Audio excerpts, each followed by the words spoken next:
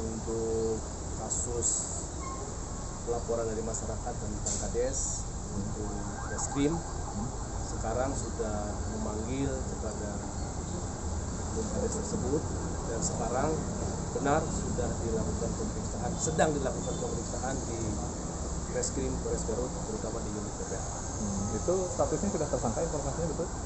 Hasil gelar perkara statusnya sudah ditetapkan sebagai tersangka. Kalau terkait lebih lanjut pasal yang digunakan dan lain-lain belum? Pasalnya nanti setelah selesai pemeriksaan nanti akan disampaikan lebih lanjut. Kalau sudah tersangka ini berarti ada penahanan? Kita tunggu nanti hasil pemeriksaan, setelah kelanjutannya nanti kita informasikan setelah selesai pemeriksaan. Hari ini sedang agendanya pemeriksaan klien kami, pemeriksaan yang kita tahu. Jadi yang untuk pemeriksaan di status tersangka belum. Sejak kapan, Bang? Berdasarkan surat yang diterima itu sejak hari Jumat. Ada kabar setelah pemeriksaan ini akan ditahan itu apa? Belum, pemeriksaannya juga belum selesai. Rehat sebentar untuk melakukan sholat. Respon dari Pak Kades sendiri gimana Bang setelah ditetapkan tersangka? Sikap Pak Kades tentu yang pertama kali dilakukan, beliau berkomitmen akan kooperatif mengikuti jalannya proses hukum yang sedang dilakukan oleh Reskrim unit PPA.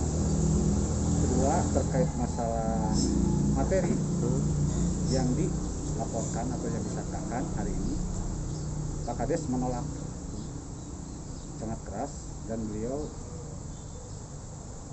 menyampaikan dalam pemeriksaannya tidak pernah melakukan perbuatan apa yang disangkakan oleh yang dilaporkan oleh pelapor.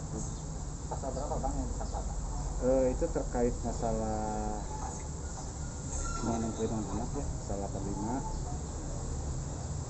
dan kemudian juga dalam pemeriksaan yang pernah dilakukan tempoh hari, pihak kita juga sudah menyampaikan saksi-saksi yang dapat meringankan, dan saksi-saksi tersebut juga yang kita sampaikan sudah memberikan keterangan bahwa si korban tersebut sering diajak jalan oleh orang-orang yang disebutkan oleh saksi kita. Saya sangat berharap sih ada pemeriksaan lanjutan terhadap orang-orang yang disebutkan oleh saksi-saksi tersebut. Kades tidak menerima ya Bang ya? Ya, Kades menolak atas apa tuduhan yang disampaikan oleh pelapor. Kabarnya akan ada gugatan pra peradilan gitu atau? Belum. Itu belum kami rencanakan. Yang pertama hal yang saya lakukan adalah mendampingi proses pemeriksaan ini sampai selesai. Kita menghargai proses penyidikan ini. Cuman memang kami juga sangat berharap kepada penyidik untuk lebih membuka peluang lain terhadap orang-orang yang disebutkan oleh saksi-saksi kami yang telah disampaikan waktu penyelidikan. Artinya opini yang selama ini beredar di masyarakat bahwa ini ada ditunggangi, dimanfaatkan dengan penilaian ini bisa ditepis. Sebetulnya kalau memang ini atas informasi-informasi yang diberikan oleh masyarakat bisa ditindaklanjuti terkait orang-orang yang disebutkan oleh saksi kami. Ada beberapa orang, setidaknya 3 orang yang diketahui pernah bersama-sama dengan korban. Menyikapi statement salah satu anggota DPR RI, Kang, apakah ada intervensi ke kepolisian nggak? Terkait masalah statementnya saya belum membaca ya statement dari salah satu anggota DPR RI juga, tapi saya mempunyai keyakinan bahwa Polres Kabupaten Garut ini akan bersikap independen dan profesional. Saya berharap seperti itu.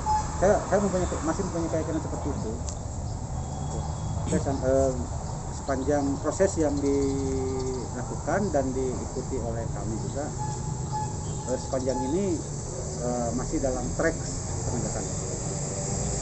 Terkait masalah adanya informasi intervensi dari DPR RI, saya serahkan kembali kepada pihak Polres Garut.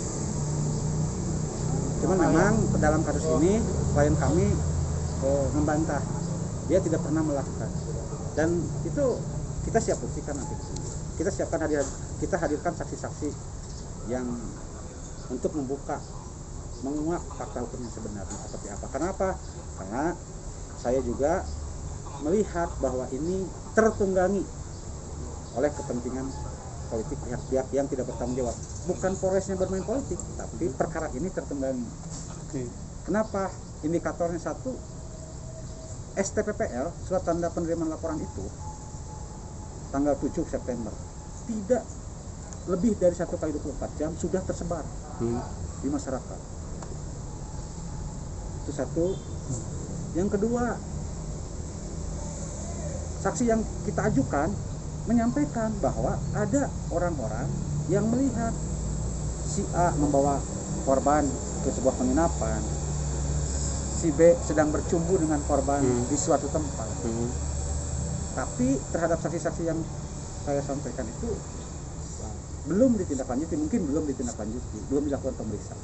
Sehingga kan konteks penyelidikan itu sebuah rangkaian untuk menemukan peristiwa hukum. Saya harap dan saya sangat berkeyakinan pihak penyidik akan bersifat profesional. Berarti kalau begitu, Dan yang terakhir terkait masalah pemanggilan juga kami mengetahui dari orang lain. berarti menganggap terlalu dini untuk dijadikan tersangka begitu?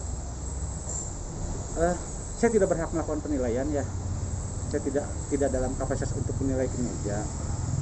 Cuman memang pada saat ini faktanya klien kami saja yang ditetapkan sebagai tersangka. Saya tidak mengetahui ada tersangka. Apakah akan ada upaya laporan balik, Kang?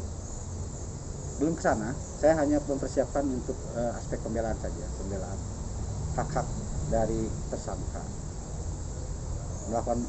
Mengikhtiarkanlah pembelaan semaksimal mungkin lah.